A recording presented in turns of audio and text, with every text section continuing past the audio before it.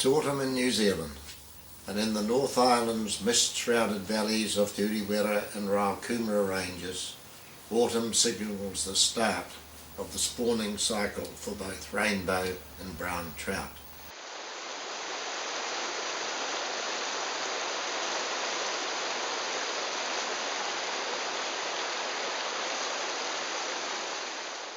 From about April onwards, 2-year-old trout feel the urge to reproduce, and they begin to migrate along the rivers and streams and into the tributaries of their birth.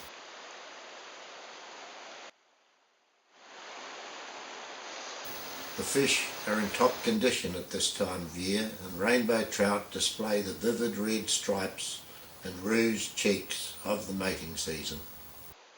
The hen fish uses her tail to fan out a trough or reed.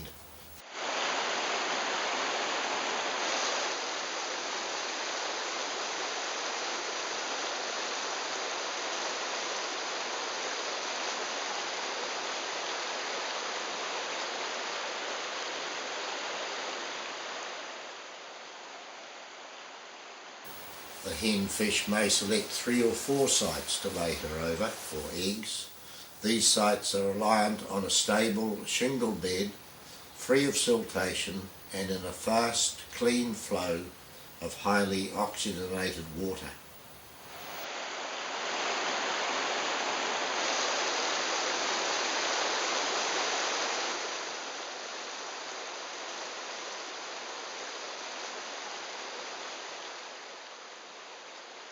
Once the red is prepared, she is capable of laying up to 5,000 ova during the spawning cycle.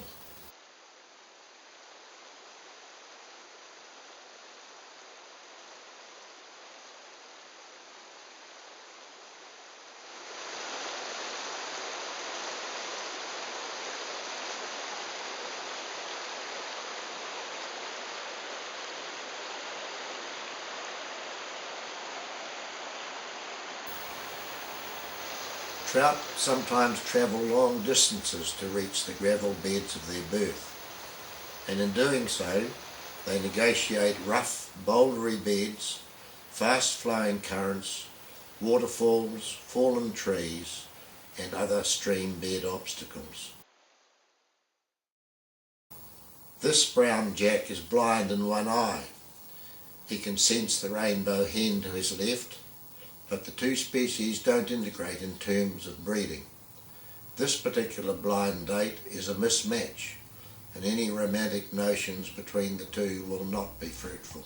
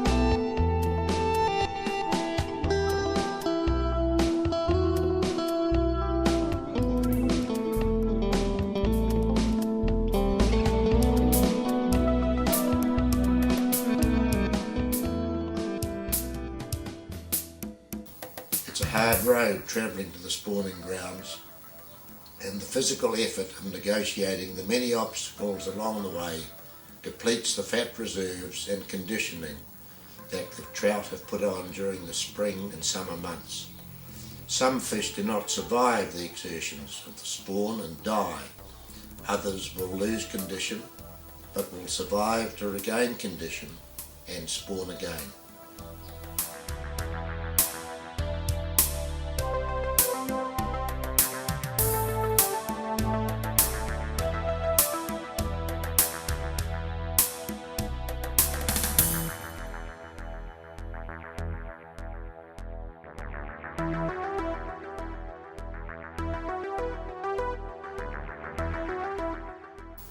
It's also a hungry road, and being cannibalistic, trout will often eat some of their own ova and feast on any eggs that drift downstream in the current.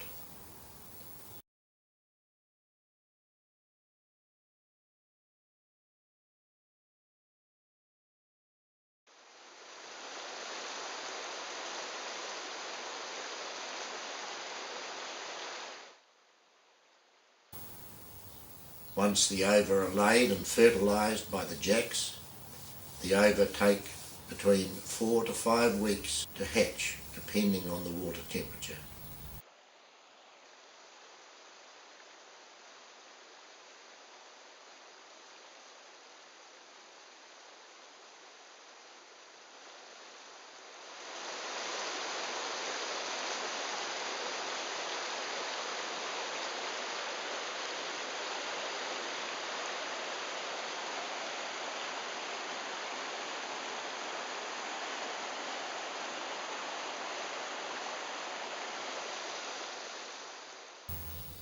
After this time, the eggs in the reds begin to stir.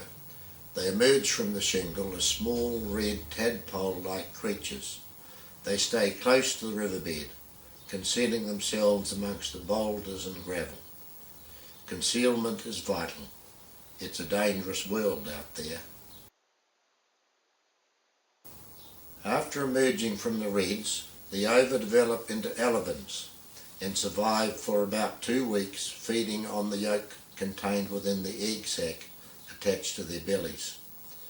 After they have absorbed the yolk sac, they start to develop a more trout-like appearance and venture up into the water column, swimming to the surface to gulp the air that inflates their swim bladders. They then begin to hunt small insects amongst the gravel of the stream bed and display the black stripes or paw marks of the fingerling. It is estimated that only 2% of all ova laid reach maturity, and newly hatched fingerlings also perish during flooding and drought. Eels, shags and trout will feed on them, and during the spawning run, the human element in the form of the poacher will add to the high mortality rate. Despite this high mortality rate, enough ova survive to maintain the wild fisheries in New Zealand. The vast number of ova laid during the spawning process regularly produces enough vibrant, healthy populations of trout to sustain the fishery, much to the delight of local trout fishers and visiting anglers from overseas. During the months of autumn, many of the spawning rivers and tributaries are closed to angling. So while the trout are busy propagating the species, anglers can prepare for the coming season by tying a few imitation flies to add to the fly box.